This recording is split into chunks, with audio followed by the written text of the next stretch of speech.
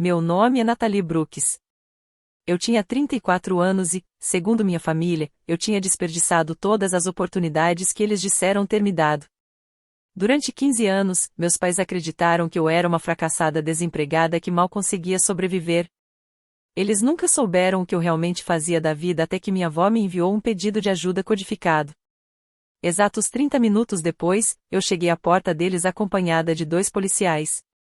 Eles achavam que eu vivia de trabalhos temporários e de dinheiro discretamente repassado pela minha avó.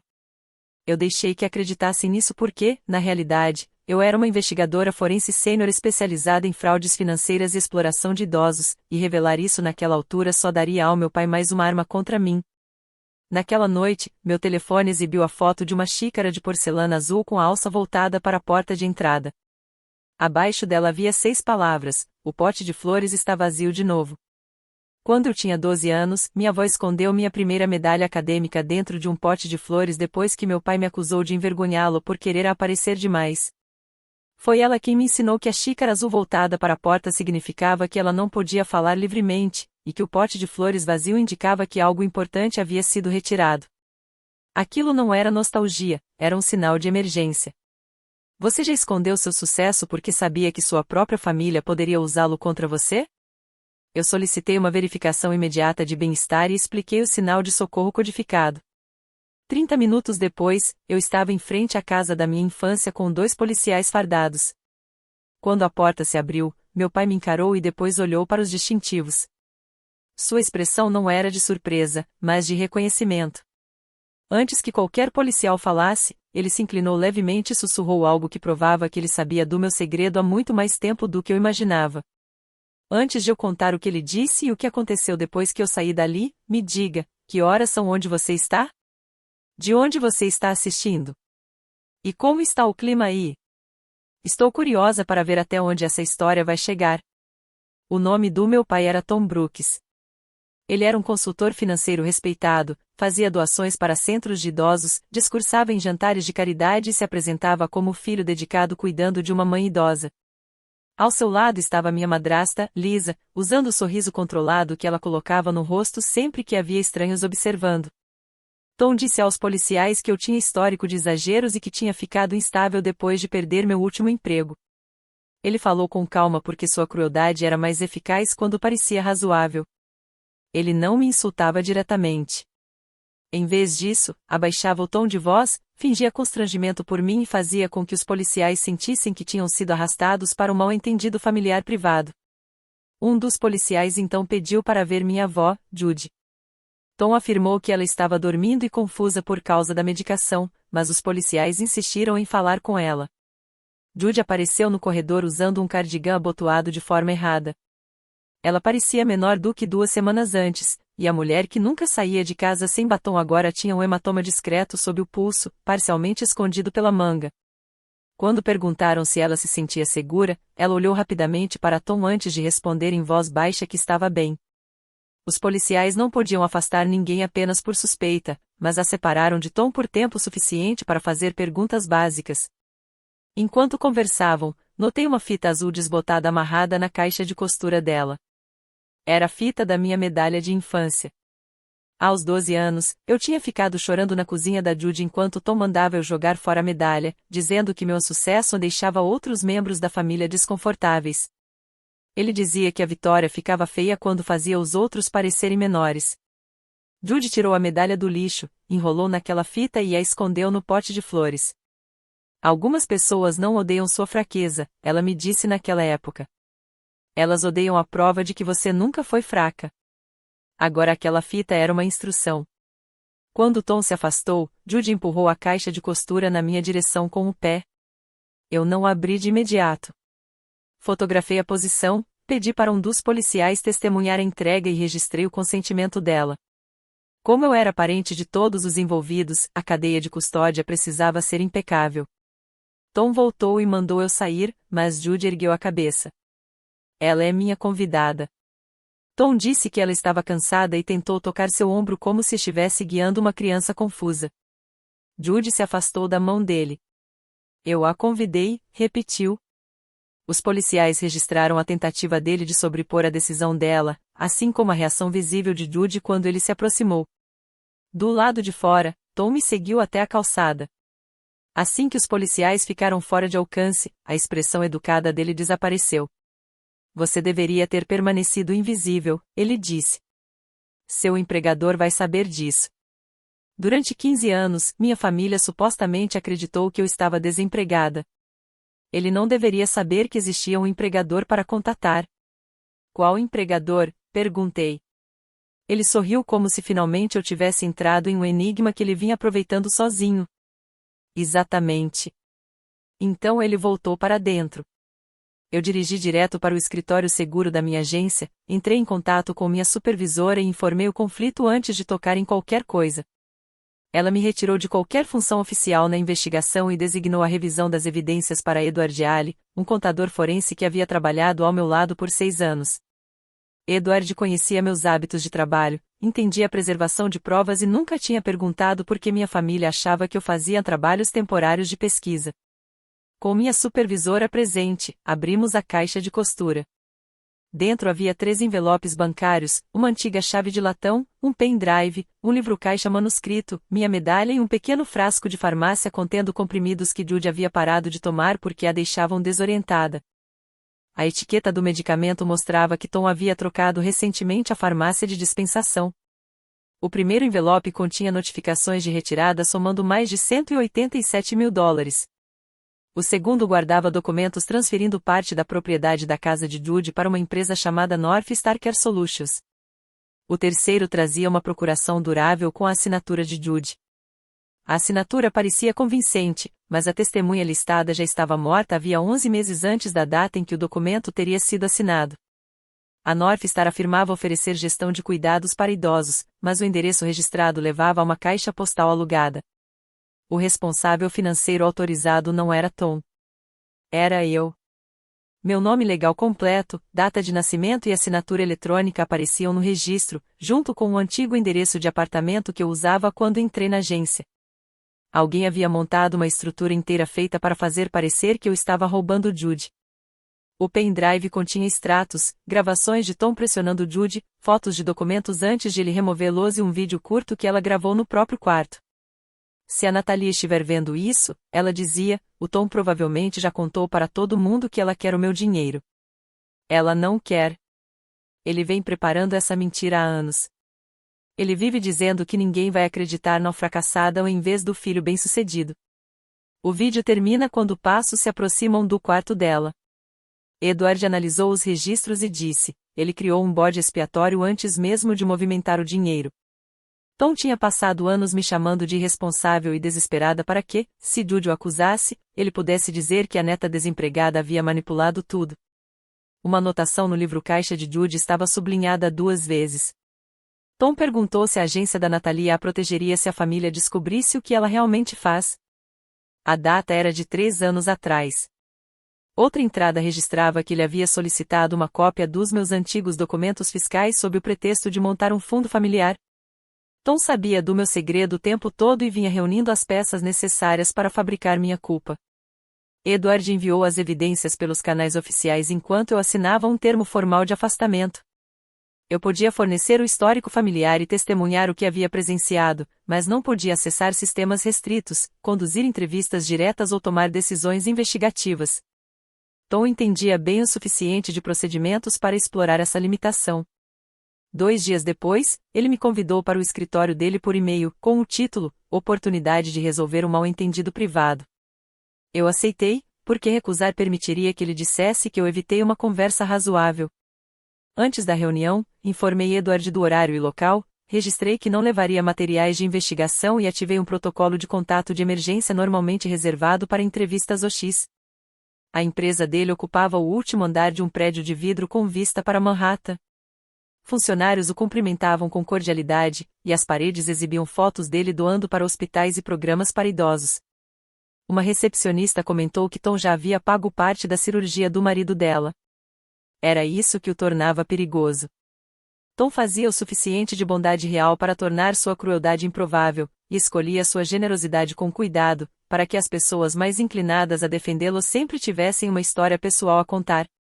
Ele me recebeu em sua sala, ofereceu café e deslizou uma pasta sobre a mesa. Dentro havia fotografias minhas entrando na agência, falando em conferências, almoçando com Edward e recebendo um prêmio de serviço. Também havia cópias de publicações profissionais que eu tinha escrito sob uma versão abreviada do meu nome, além de uma lista de casos em que eu havia prestado depoimento. Você disse para a família que fazia pesquisa freelancer, ele comentou. Enquanto isso, construiu uma carreira acusando pessoas de crimes. Perguntei há quanto tempo ele me seguia.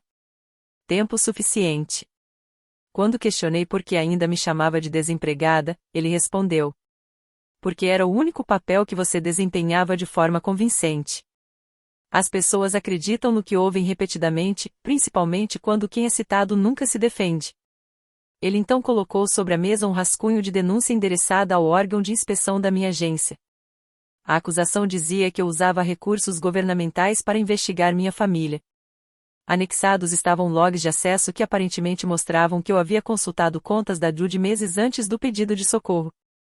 Os registros eram falsos, mas sofisticados o suficiente para gerar uma revisão imediata. Tom explicou o que a denúncia causaria: suspensão, investigação interna, contestação de casos anteriores e reabertura de processos de pessoas cujas vítimas já acreditavam que a justiça tinha sido feita. Ele citou 2 casos pelo nome, incluindo o de uma viúva cujo fundo de aposentadoria havia sido roubado. Ele havia estudado exatamente quais vítimas me importavam mais. Estava disposto a atingir desconhecidos para se proteger. Você tem 48 horas, disse. Diga a Judy que ela entendeu mal os documentos, retire suas acusações e eu explico que a North Star foi criada para planejamento patrimonial. Continue, e sua carreira será a primeira vítima. Depois disso, discutimos se a Judy ainda é competente para viver sozinha. A intenção dele era transferir o dinheiro de Judy, me ligar a North Star como controladora e transformar a investigação em uma tentativa minha de encobrir fraude. Quando alguém que você ama usa a lealdade da família como arma, você preserva o vínculo ou expõe o que ele foi construído para esconder? Saí sem tocar na pasta. Naquela noite, Lisa pediu para me encontrar em um café de hotel. Ela chegou usando óculos escuros e escolheu uma mesa com visão para as 2 saídas. As mãos dela tremiam quando o garçom se aproximou, mas ela imediatamente se recompôs ao falar com ele. Reconheci aquele instinto, ela tinha aprendido a esconder o medo com a mesma precisão com que Tom escondia a crueldade. Eu esperava outro discurso sobre lealdade familiar. Em vez disso, ela colocou um cartão-chave sobre a mesa e disse que ele abria a sala privada de arquivos do Tom. Tem documentos lá dentro que nunca deveriam ter existido. Recusei tocar no cartão. Entrar sem autorização legal permitiria que Tom me acusasse de invasão e contaminaria qualquer coisa que eu encontrasse. Liz admitiu que assinou atas corporativas e testemunhou formulários depois que Tom disse que a North Star era uma empresa legítima de planejamento sucessório. No começo, ela gostou do estilo de vida financiado pelos esquemas dele e ignorou perguntas que deveria ter feito. Depois, descobriu que a empresa havia tomado empréstimos usando a casa de Judy como garantia, pago despesas pessoais e transferido dinheiro para contas de consultoria ligadas à firma de Tom. Quando confrontou, ele mostrou documentos com a própria assinatura dela e a avisou que ela seria processada se falasse. Lisa não era inocente. Ela riu das piadas sobre meu desemprego, incentivou Judy a deixar Tom cuidar das contas e ajudou a isolá-la dos amigos. Mas também descobriu que, para Tom, ela era descartável. Ela revelou que ele planejava movimentar o restante do dinheiro em 48 horas e obrigar Judy a assinar um novo traste, uma autorização médica e uma declaração acusando-me de coerção. Ele havia organizado a avaliação de um médico particular para Judy depois de aumentar a dosagem de um remédio que a deixava confusa. Lisa também revelou que Tom gravava secretamente as reuniões na sala privada de arquivos e fazia backup em um servidor externo. Ele dizia que as gravações eram uma forma de segurança, porque, segundo ele, todo mundo acaba traindo você em algum momento. Eu disse a ela para prestar um depoimento formal para Edward e para os investigadores. Ela tinha medo de que Tom a destruísse, vazasse mensagens privadas e a deixasse sozinha diante de todas as acusações. Ele já preparou as provas para isso, respondi. A sua cooperação só define o quanto ele ainda consegue fabricar. Antes de ir embora, ela contou que Tom mantinha um arquivo com meu nome e que ele existia desde antes de eu entrar na agência. A primeira página estava marcada como uma contingência. Naquele ponto, já não se tratava apenas das economias da Judy. Tom vinha se preparando para um confronto comigo havia 15 anos, e cada insulto familiar fazia parte de uma estratégia organizada de defesa. Susan Mercer, a especialista em proteção de idosos designada para o caso da Judy, insistiu em fazer a reunião dentro da casa dela, enquanto Tom estava fora. Antes de entrar, ela me contou sobre um idoso cuja filha o isolou, desviou sua aposentadoria, vendeu sua casa e convenceu visitantes de que ele tinha demência. Ele morreu antes que o tribunal conseguisse restaurar seus direitos. Susan queria que eu entendesse que abuso financeiro não espera a estratégia legal perfeita, e que vítimas muitas vezes acabam protegendo seus próprios agressores porque admitir a verdade também significa perder a imagem da pessoa que acreditavam amar. Ela sentou-se à mesa da cozinha com Judy e não começou perguntando se Tom havia roubado dinheiro. Em vez disso, perguntou que Judy ainda tinha permissão para decidir. Ela podia escolher o próprio médico? Às vezes, se Tom aprovasse a consulta. Ela podia sair de casa sem autorização? Não mais, porque ele dizia que ela se perdia. Ela tinha acesso às próprias contas? Tom afirmava que informações financeiras a confundiam. Ela podia falar com amigos em particular? Ele havia retirado o telefone fixo e muitas vezes ficava com o celular dela para carregar. Ela podia se recusar a assinar algo? As mãos de Judy começaram a tremer. Ele diz que recusar prova que eu não entendo, ela murmurou. Susan desenhou uma linha em uma folha de papel. De um lado escreveu cuidado. Do outro, controle. Cuidado te dá escolhas, ela disse. Controle te pune por fazer elas. Cuidado explica. Controle ameaça. Cuidado protege sua autonomia. Controle faz a autonomia parecer perigosa. Judy ficou olhando aquelas palavras antes de admitir que Tom havia ameaçado colocá-la em um centro de memória caso ela questionasse o desaparecimento de dinheiro. Ele tinha tomado seus documentos de identidade, interceptado sua correspondência, cancelado visitas de amigos e dito a parentes que ela estava paranoica. Sempre que ela resistia, ele lembrava que Natalie estava desempregada, instável e esperando para herdar a casa. Ele também afirmava que eu já havia investigado pessoas inocentes apenas para avançar na carreira. Eu sabia que não era verdade, Judy sussurrou, mas ele dizia que tinha documentos, e eu tinha medo de ninguém acreditar em mim. Susan perguntou se Judy queria proteção emergencial. Eu quase respondi por ela, mas Susan me interrompeu. Judy precisava de mais do que um resgate. Ela precisava do direito de escolher, mesmo que essa escolha levasse tempo. Um silêncio tomou conta da sala por quase um minuto. Então Judy foi até um armário, pegou um inário gasto e abriu a contracapa. Ali dentro havia uma revogação da procuração de Tom, autenticada em cartório e assinada 8 meses antes. Ela tinha tentado entregar o documento ao banco, mas Tom descobriu, declarou a revogação inválida e a forçou a assinar outro formulário. Eu guardei essa cópia porque queria a prova de que, por pelo menos um dia, eu disse não. Ela também revelou que, de propósito, havia colocado datas erradas em algumas páginas do livro-caixa. Tom às vezes vasculhava o quarto dela, e essas datas incorretas ajudavam a identificar quais páginas ele tinha lido quando depois repetia informações distorcidas. Judy não tinha sido totalmente passiva. Ela vinha resistindo de forma escondida, esperando alguém reconhecer os sinais. Susan entrou em contato com Patricia Monroe, uma advogada especializada em direito de idosos, que preparou uma petição de emergência congelando os ativos em disputa, suspendendo a autoridade de Tom, impedindo mudanças na residência de Judy e bloqueando qualquer alteração médica sem supervisão independente.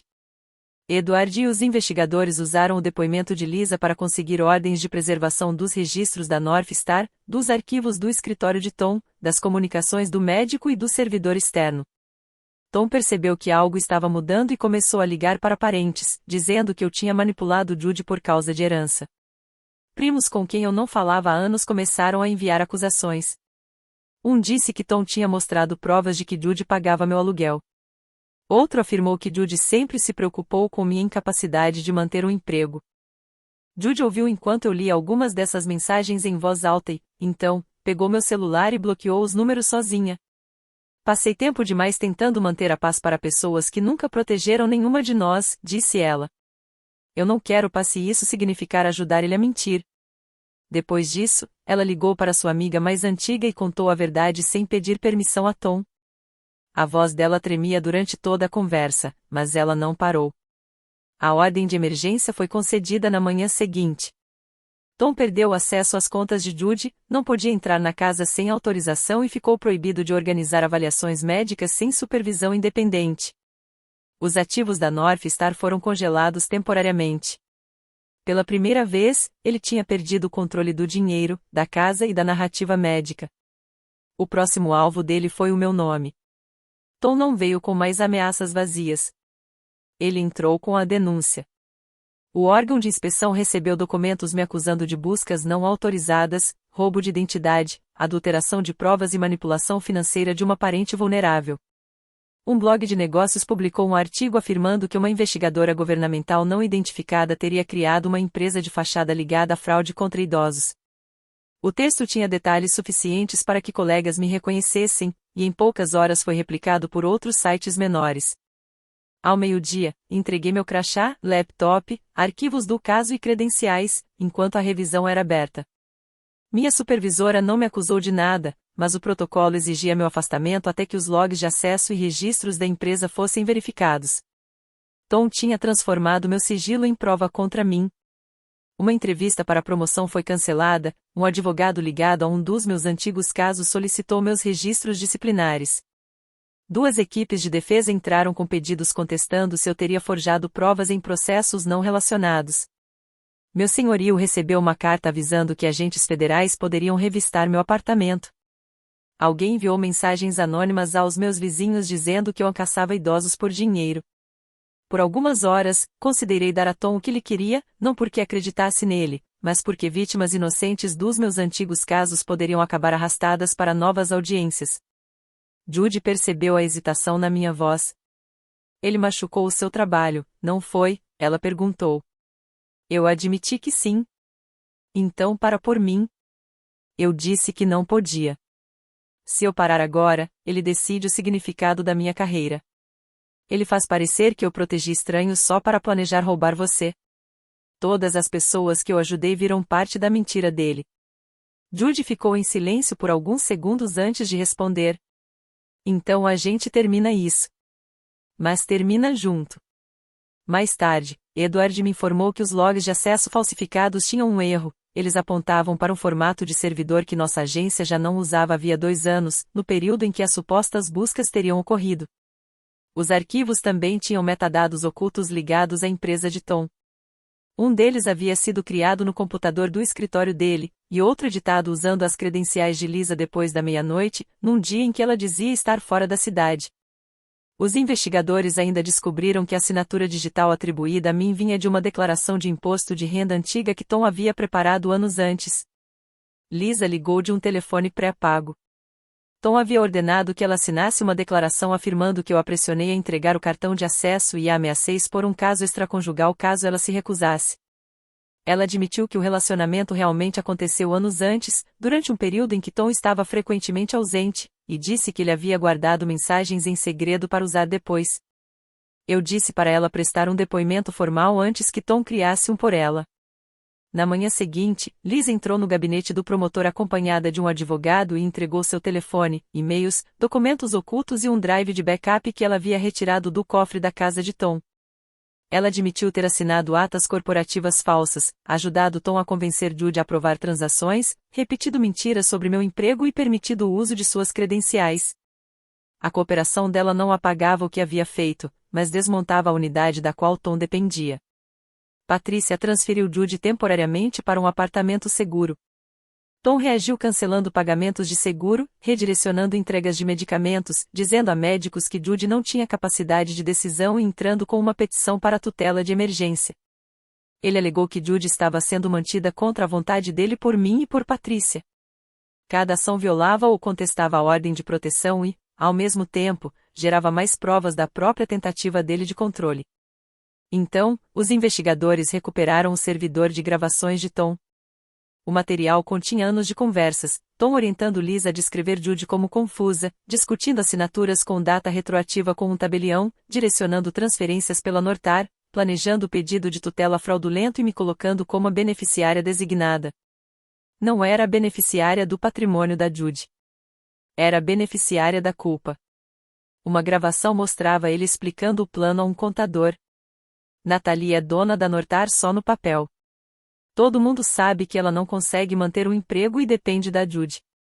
Ela investiga fraude, então quando ela disser que encontrou fraude, a gente diz que ela fabricou tudo. A narrativa se constrói sozinha. Outra gravação revelava que ele havia pago um investigador particular para rastrear minha formação, empregos, relacionamentos, conferências e promoções. O investigador ainda registrava quais parentes eu evitava e o quanto eu raramente corrigia rumores da família. Tom nunca me subestimou. Ele me estudou e concluiu que meu silêncio era previsível. Ainda assim, Patrícia alertou que ele poderia alegar que as gravações estavam fora de contexto e que Judy havia aprovado conscientemente um planejamento patrimonial agressivo. Vários documentos traziam a assinatura real dela, obtida em fases anteriores em que Tom misturava formulários legítimos com fraudes. Precisávamos provar coerção atual, engano deliberado e a intenção dele de punir Judy por resistir. Judy então propôs a própria resposta. Ela pediu que Patrícia organizasse uma reunião final de família na casa dela. Diria a Tom que estava considerando retirar as acusações se ele explicasse pessoalmente os documentos, devolvesse o controle do trash e aceitasse não colocá-la em instituição de cuidados. Os investigadores ficariam por perto. Judy autorizou legalmente a gravação da reunião, e Susan preparou um plano de emergência caso a saúde dela piorasse. Eu me opus, porque Tom já havia mostrado que podia se tornar agressivo quando perdia o controle. Judy me interrompeu. Você ficou na minha frente desde o começo disso. Dessa vez, eu quero que ele veja que eu também posso ficar na sua frente. E também quero ouvir ele dizendo a verdade quando achar que venceu. Tom chegou à casa de Judy com uma pasta de couro. Lisa vinha logo atrás com um tabelião particular e um médico que dizia estar ali para avaliar a capacidade de compreensão de Judy. Tom acreditava que aquela reunião devolveria sua autoridade antes que o tribunal analisasse o caso. Patrícia sentou ao lado de Judy, enquanto eu fiquei perto da porta. Susan monitorava de outro cômodo, e os investigadores estavam posicionados nas proximidades. Tom colocou sobre a mesa uma nova procuração, um traste revisado, uma autorização médica e uma declaração me acusando de coerção. Ele afirmou que as contas congeladas impediam o pagamento dos cuidados de Judy e alertou que o tribunal poderia nomear um estranho caso ela se recusasse a assinar. O médico começou a fazer perguntas de memória, mas Patrícia exigiu prova de que a avaliação havia sido autorizada. Ele não tinha nenhuma. Tom se virou para mim. Natalie já perdeu o emprego. Ela precisa do dinheiro de vocês. Eu o corrigi, explicando que estava apenas afastada administrativamente. Por enquanto, ele respondeu.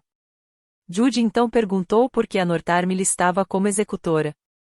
Tom soltou um suspiro, como se estivesse explicando algo óbvio para uma criança. Você queria incluir a Natalie. Esqueceu disso? Quando Judy negou ter assinado o registro, ele disse que ela tinha assinado mais documentos do que conseguia lembrar. Cada discordância virava prova de um suposto declínio. Patrícia perguntou quanto do dinheiro de Judy tinha ido para a empresa de Tom. Ele respondeu que eram apenas as despesas de gestão. Judy abriu o próprio livro-caixa. 187 mil retirados, 312 mil em empréstimos usando minha casa como garantia, 68 mil transferidos para uma conta de consultoria, 41 mil pagos para a empresa dos seus funcionários. Está perto? A calma de Tom começou a falhar. Judy então colocou a chave de latão sobre a mesa e explicou que ela abria um compartimento bancário com a escritura original, o antigo traste, cheques que Tom dizia ter destruído, cartas do contador dele e uma lista de parentes que ele planejava convencer de que eu era financeiramente irresponsável. Ele vasculhava o quarto dela, mas nunca o banco, porque acreditava que o medo já a tinha deixado sem ação. Em seguida, Judy apresentou um extrato de poupança universitária mostrando que 96 mil dólares destinados à minha educação tinham sido transferidos para a empresa de Tom há 15 anos. Depois disso, ele dizia aos parentes que eu tinha abandonado os estudos por falta de disciplina. Judy, em silêncio, tinha pago minha faculdade com as próprias economias e chamado isso de bolsa de estudos. Você tirou o futuro dela, disse Judy, e ainda zombou dela por sobreviver sem ele. Tom insistiu que havia investido dinheiro para a família. Judy respondeu que aquilo nunca lhe pertenceu. E quando eu consegui vencer mesmo assim, ele criou a North Star no meu nome para desviar o dinheiro dela e me incriminar. Tom acusou Patrícia de manipulação e exigiu que o tabelião começasse a assinatura. O tabelião recusou, dizendo que Judy estava sob pressão. A postura de Tom mudou na hora. Judy perguntou se ele a colocaria em uma instituição caso ela resistisse. Ele se inclinou sobre a mesa. Você vai assinar, ou eu vou fazer com que te declarem incapaz. Natalie vai ser processada, Lisa vai perder tudo, e você vai acabar em um centro de cuidados onde estranhos controlam sua vida. Judy então puxou algo debaixo do cardigan, um gravador. Eu queria que você explicasse essa ameaça com clareza. Tom congelou. Patrícia informou que Judy havia consentido com a gravação e que os investigadores já tinham mandados ligados a Nortar. Tom avançou na direção do dispositivo. Eu me coloquei entre os dois, mas Judy pegou a procuração e a rasgou ao meio. Você passou anos dizendo que eu era confusa demais para dizer não, ela disse. Agora olha eu dizendo. Ela abriu a porta da frente. 2 detetives, Susan e um policial entraram. Tom tentou se defender, dizendo que a mãe confusa tinha sido manipulada por uma filha instável e uma advogada ambiciosa. Um dos detetives informou que eles já haviam recuperado as gravações dele, as transferências, as assinaturas falsificadas, os arquivos de denúncias falsas e as instruções para que o médico descrevesse Judy como incapaz antes mesmo da avaliação. Tom ordenou que Lisa dissesse que a reunião tinha sido voluntária. Em vez disso, ela ficou ao lado de Patrícia. Ele acreditava que Judy assinaria porque havia ameaçado cada um de nós separadamente. Tom se virou para mim. Eu construí sua reputação dentro dessa família. Eles acreditaram em mim porque você nunca reagiu. Eu respondi. Eu fiquei em silêncio porque achava que isso me mantinha segura. Você confundiu silêncio com rendição. Os detetives o prenderam por violação de ordem de proteção, coerção de adulto vulnerável, intimidação de testemunha e interferência em investigação. Enquanto o policial prendia seus pulsos, Tom olhou para Judy. Você está escolhendo ela em vez do seu próprio filho. Judy deu um passo à frente. Eu estou escolhendo a verdade em vez do filho que eu passei anos inventando desculpas para defender. Depois que ele foi levado, Judy ficou olhando para os documentos rasgados. Eu achei que ia me sentir como se tivesse perdido meu filho. Perguntei o que ela estava sentindo naquele momento. Luto, ela disse. E alívio. Como se eu finalmente tivesse parado de me perder tentando manter ele de pé. A investigação revelou 4 empresas de fachada, autorizações falsificadas, contratos fraudulentos, documentos médicos com datas retroativas e mais de $740 mil retirados ou desviados dos bens de Judy. Os investigadores também encontraram dinheiro desviado de outros idosos, clientes que confiavam a Tom seus fundos de aposentadoria e cuidados. Várias vítimas haviam sido afastadas dos próprios filhos depois que ele descrevia esses familiares como gananciosos ou instáveis. A Nortar era o esquema que ele considerava mais seguro porque já havia construído um bode expiatório convincente.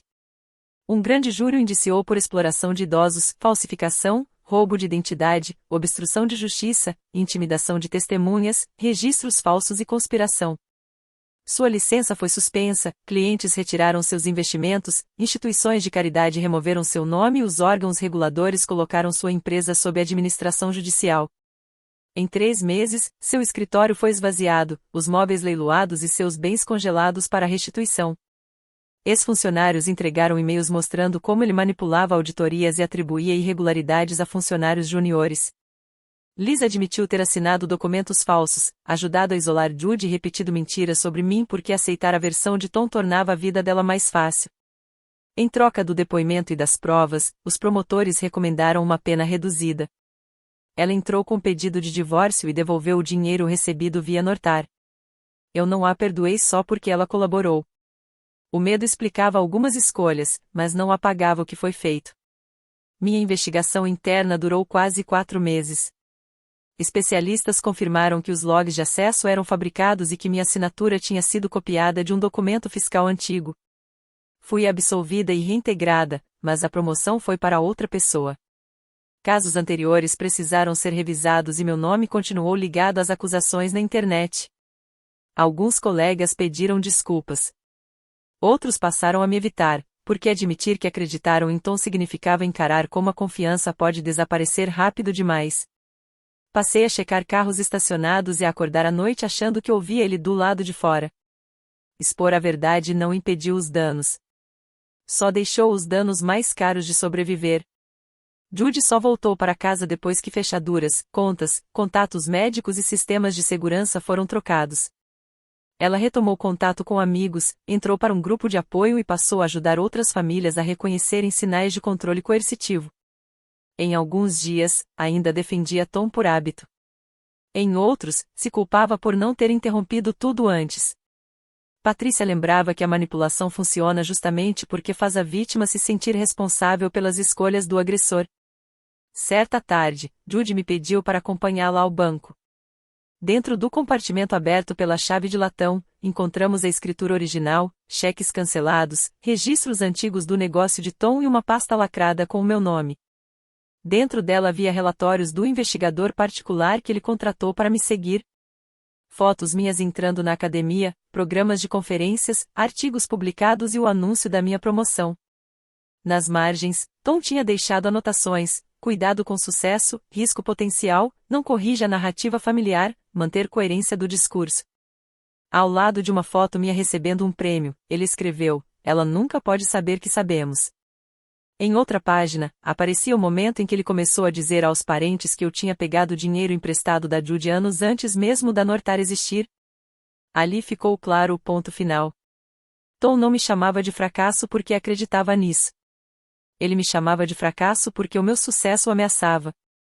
Cada piada sobre desemprego e cada história sobre minha irresponsabilidade tinha uma função: construir a imagem de alguém desesperada antes de me transformar em culpada. A crueldade dele não era impulso. Era preparação. Na audiência de sentença, antigos clientes relataram perdas de economias, fundos médicos e casas. Judy falou por último.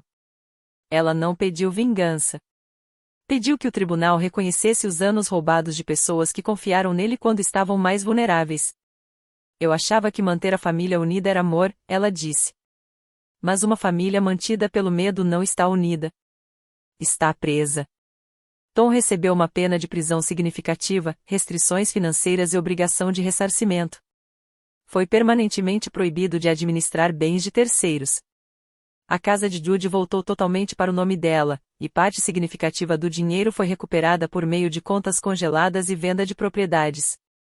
Após a audiência, Tom pediu para falar comigo. Um agente ficou entre nós. Você destruiu essa família, ele disse. Não, respondi. Eu documentei o que você fez com ela. Ele perguntou se eu achava que a família ainda me respeitava. Eu não preciso disso. A expressão dele mudou, porque o poder dele sempre dependeu da minha necessidade de aprovação. Quando parei de precisar da aprovação dele, não sobrou nada que ele pudesse usar contra mim. Meses depois, Judy me devolveu a medalha da infância. Eu não deveria ter escondido isso, ela disse. Respondi que ela tinha protegido. Não, ela corrigiu. Eu estava protegendo a paz. Só que às vezes essa paz é só silêncio beneficiando a pessoa mais cruel da sala.